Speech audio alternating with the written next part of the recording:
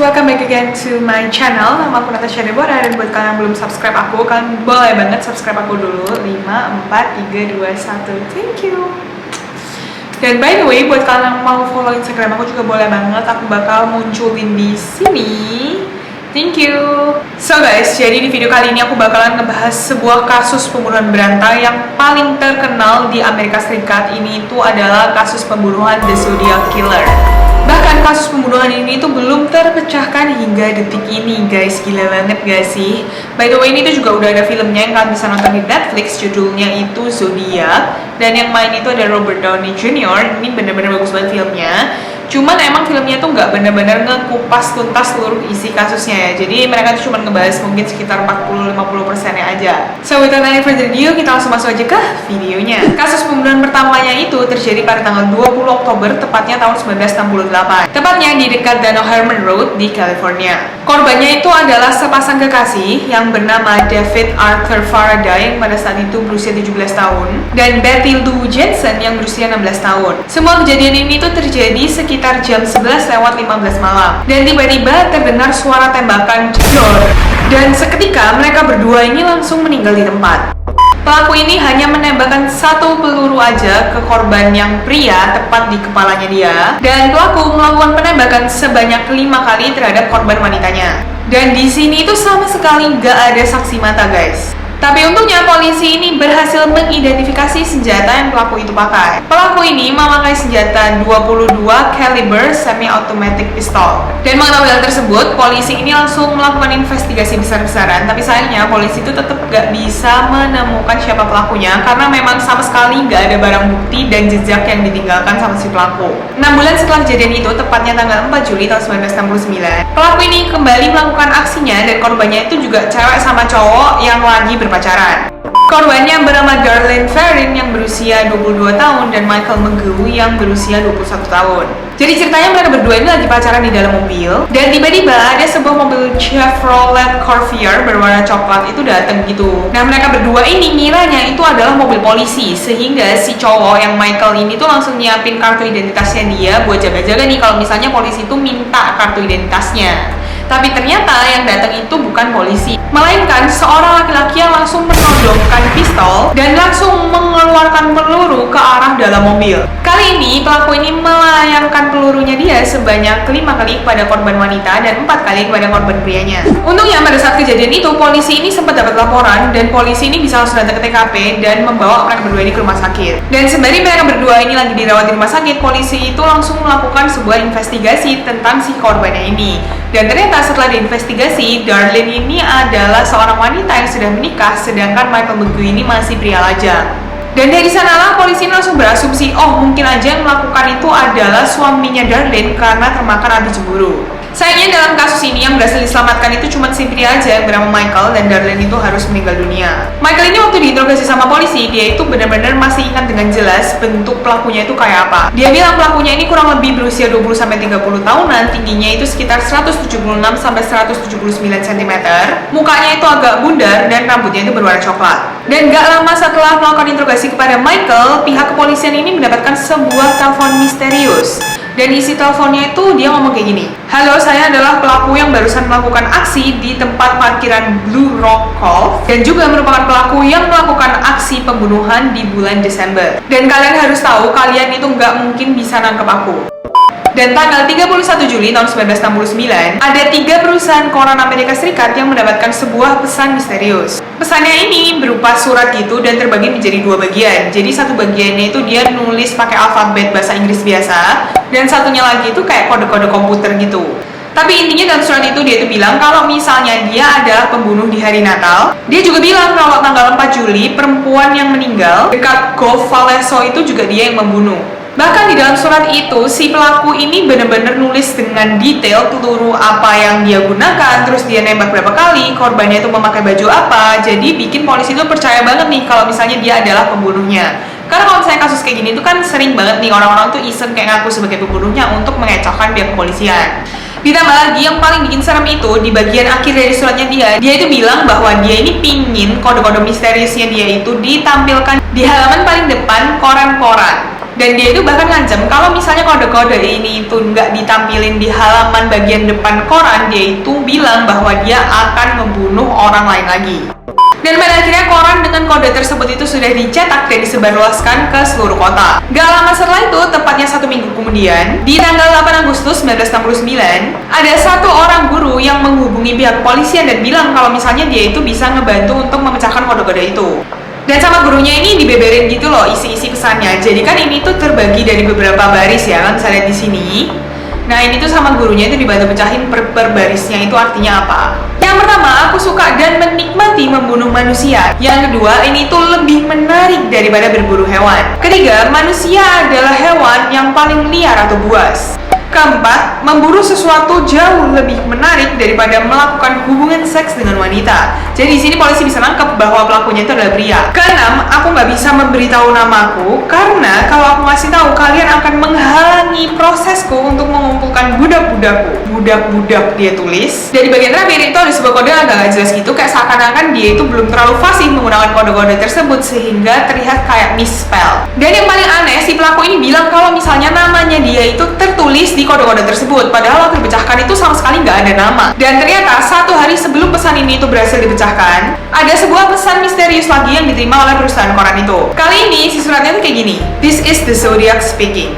Jadi emang dia yang bilang dan mengaku bahwa dirinya itu adalah Zodiac. Makanya namanya itu disebut dengan The Zodiac Killer. Dan setelah semua kode-kode ini tuh bener-bener viral banget, polisi itu kan menunggu-nunggu nih kapan nih dia tuh beraksi lagi. Tapi ternyata si Zodiac ini sama sekali nggak beraksi sampai tanggal 27 September 1969. Kejadiannya itu sekitar pukul 6:15 sore di sekitar daerah Napa County.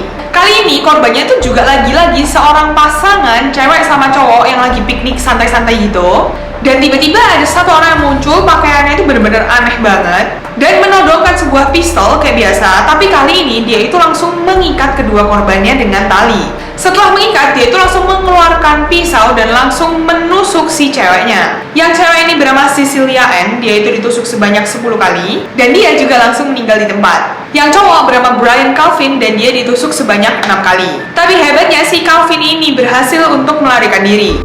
Si Calvin ini untungnya berhasil selamat dan lagi-lagi di sini tuh sama sekali nggak ada saksi mata. Kasus kali ini polisi juga berhasil mengidentifikasi senjata yang dipakai, tapi kali ini senjatanya itu sedikit berbeda dengan kasus pertamanya. Kali ini tuh senjatanya adalah sebuah pisau dengan panjang 10-12 inch. Dan waktu diinterogasi sama polisi, si Calvin ini bilang kalau misalnya pelaku ini muncul dengan baju yang kayak di gambar ini. Jadi kayak bener-bener aneh, kayak semi mumi gitu. Terus katanya si pelaku ini juga sempat ngomong nih sama si Calvin kalau misalnya dia itu sebenarnya adalah seorang tahanan di Colorado atau Montana. Dan pada saat itu dia ini benar-benar lagi butuh mobil untuk dia pakai ke Meksiko. Dan selain itu dia juga butuh duit cash yang cukup banyak. Dan ternyata si Brian ini udah sempet ngasih kunci mobilnya dia dan seluruh harta yang ia punya. Tapi tiba-tiba Zodiac Killer ini berubah pikiran dan dia nggak mau semua itu.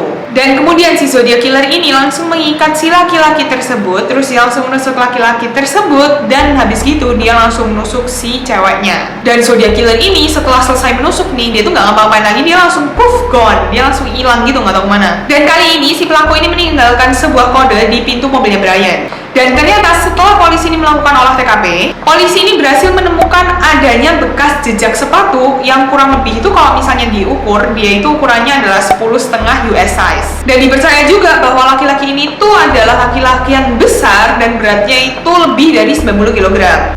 Tiba-tiba tanggal 11 Oktober tahun 1969, sekitar jam 9:55 malam, seorang supir taksi bernama Paul Stein yang berusia 29 tahun, dia tuh lagi duduk aja nunggu di dekat Presidio Heights di San Francisco.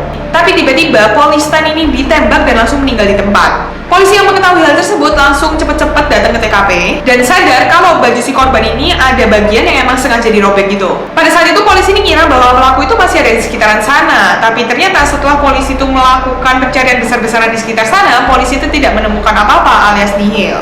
Dan yang kali ini itu agak sedikit berbeda dengan pembunuhan dia sebelumnya, karena di pembunuhan yang sebelumnya itu dia benar-benar pure cuman ngebunuh dan tidak merampok satu barang pun.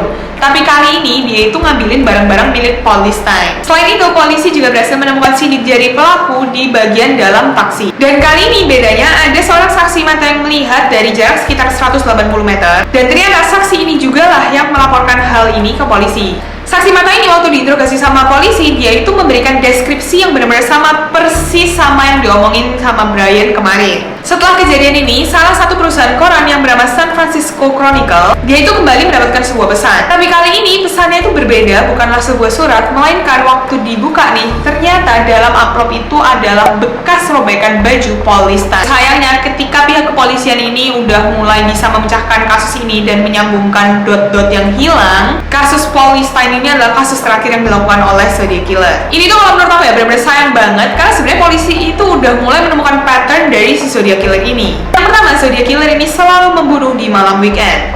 Yang kedua, si korban ini selalu berada di sekitaran mobil.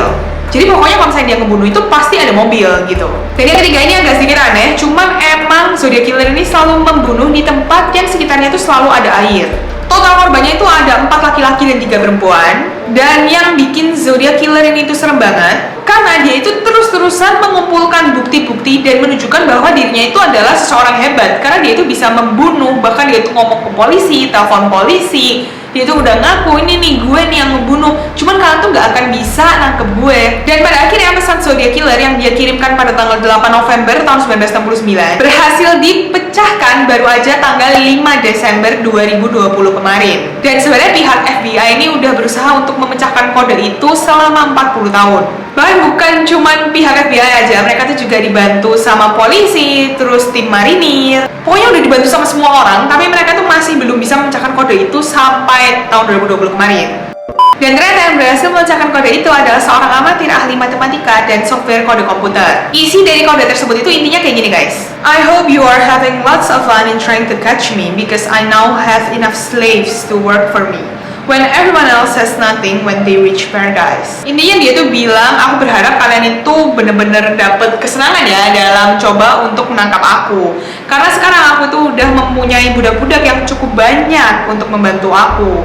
Dan sedangkan kalian tuh nggak punya budak sama sekali ketika kalian itu mencapai paradise. Dan dalam masa pencarian Zodiac Killer ini sebenarnya ada beberapa orang yang sempat diinterogasi dan ditahan oleh pihak kepolisian. Yang pertama bernama Jack Terrence, yang dilaporkan oleh anak angkatnya sendiri. Anak ini tuh bilang bahwa papa saya ini kayaknya Zodiac Killer deh, karena tulisannya tuh bener-bener mirip banget sama yang ditayangkan di televisi. Terus juga ada foto-foto. Tapi sayangnya foto-foto itu tuh resolusinya rendah banget sehingga polisi ini tidak bisa melakukan investigasi terhadap foto tersebut. Dan pada akhirnya polisi ini memutuskan untuk melakukan tes DNA kepada Jack Terrence dan hasilnya itu negatif.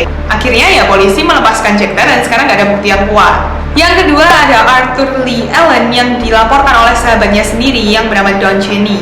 Dan menurut Don Cheney, Arthur ini selalu pingin banget gitu dijuluki sebagai Zodiac Killer. Dan bahkan si Arthur ini memiliki tulisan tangan dan tanda tangan yang mirip banget sama Zodiac Killer. Dan pas diinterogasi di kantor polisi, Arthur ini bilang ke polisi kalau misalnya dia itu paling suka banget membaca buku dengan judul The Most Dangerous Game. Buku ini tuh bercerita tentang orang-orang kaya yang udah mulai bosan berburu hewan. Jadi sekarang mereka itu memutuskan untuk berburu manusia. Jadi kayak seakan-akan Arthur ini memang sengaja membuat dirinya itu terkesan seperti Zodiac Killer. Ini aneh banget sih menurut aku. Yang ketiga ada Earl Van Bass Jr. yang dilaporkan oleh anak kandungnya sendiri. Yang paling bikin polisi kayak shock banget dan percaya bahwa dia adalah Zodiac Killer karena mukanya Earl Van Bass ini bener-bener mirip banget sama montage atau gambar dari The Zodiac Killer yang digambar oleh polisi. Kalian bisa lihat di sini ya perbedaannya. Ini kayak bener-bener kalau disampingin itu mirip banget guys, dari potongan mukanya, terus dia juga pakai kacamata, semuanya bener-bener mirip. Dan setelah diinterogasi serta diselidiki sama polisi, ternyata Earl Van Bass ini juga pernah mengirimkan sebuah pesan kepada anaknya menggunakan kode. Tapi pada akhirnya polisi ini memutuskan untuk melepaskan Earl Van Bass karena polisi ini juga belum memiliki bukti konkret yang jelas bahwa Earl Van Bass ini benar-benar Zodiac Killer. Jadi ya bisa dibilang sampai sekarang misteri dari Zodiac Killer ini belum bisa terpecahkan guys. Bener-bener gila banget, ini udah berpuluh-puluh tahun dan seluruh FBI, marinir, polisi itu ikut dalam pemecahan kasus ini, tapi kasus ini tuh somehow tetap gak bisa dipecahin guys. Oke guys, jadi segitu aja buat cerita hari ini tentang Zodiac Killer. Semoga kalian itu suka dengan cerita ini karena aku bener-bener suka banget sih. Ini salah satu true crime favorit aku tuh ya Zodiac Killer karena emang bener-bener misterius dan keren banget menurut aku. Buat kalian yang mau request aku ngebahas apa, kalian bisa langsung aja request dengan cara tulis komen kalian di bawah, atau kalian bisa langsung aja email aku ke email yang ada di bawah. Thank you so much guys for watching my video. Jangan lupa buat like, comment, share, dan juga subscribe guys. Bye guys, see you guys in my next video.